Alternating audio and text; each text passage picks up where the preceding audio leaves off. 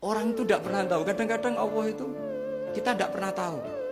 Andai kan boleh dibahasakan, kita tidak pernah tahu cara berpikir Tuhan. Jadi Allah itu zat yang mau, ya itu tadi otoritasnya penuh.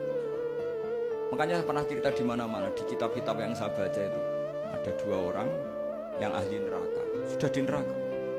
Ini sekaligus ijazah, saya ulang lagi sekaligus ijazah, bisa dipraktekkan nanti itu. Setelah itu 2 orang ini dipanggil ke surga sama Allah. Allah itu tanyanya ya aneh, enak di neraka, ya udah enak di neraka.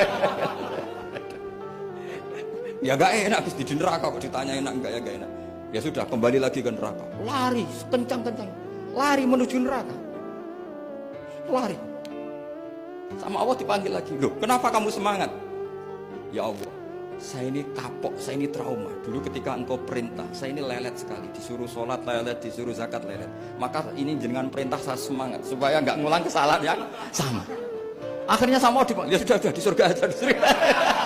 Karena semangat lari menuju neraka.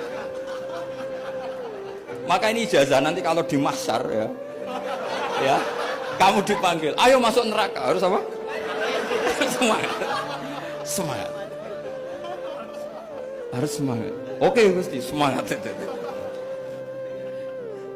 Lah repotnya kalau nggak dipanggil lagi. Akhirnya barokahnya semangat itu dia di surga. Kita tidak pernah tahu cara berpikir Tuhan, nanti kan boleh dibahasakan seperti itu. Yang satu, ayo kembali lagi ke neraka. Tolah itu. Jalan oleh lagi. Sampai itu gak semangat oleh lagi. Terus ditanya sama, kenapa kamu tolah itu? Saya tidak pernah ngira ya Allah ketika engkau panggil di surga, kemudian engkau kembalikan lagi ke neraka. Ya sudah kamu di surga saja. Barokahnya husnuzon. Jadi Tuhan itu unik. Makanya dalam tradisi ulama itu ad-dinu ar-riwayah, agama itu riwayat. Sebagian diredaksikan inna hadzal ilma dinun fanzuru amman ta'khuduna dinakum. Agama ini, ilmu ini agama, maka lihat riwayatnya. Karena kita tidak pernah tahu cara berpikir Tuhan. Kita harus mengikuti riwayat yang diutarakan Rasulullah SAW. Karena kita tidak pernah tahu. Kayak tadi ada orang diinjek, kita mesti kan terprovokasi ingin bela yang sujud menyalahkan yang injek. Tapi ketika yang sujud mencakup nama Tuhan, Allah tidak akan memaafkan kamu.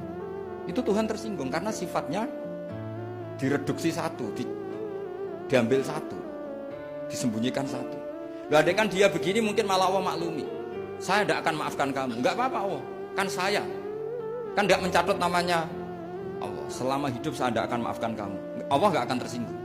Karena dia sebagai manusia tentu punya dendam, punya rasa mangkel, punya emosi. Tapi kalau ketika bilang Allah tidak akan maafkan kamu, berarti dia mencatut statusnya Allah. Dan Allah disifatkan hanya satu dari sifatnya Allah, yaitu hanya sifat menyiksa. Padahal Allah punya sifat memaafkan.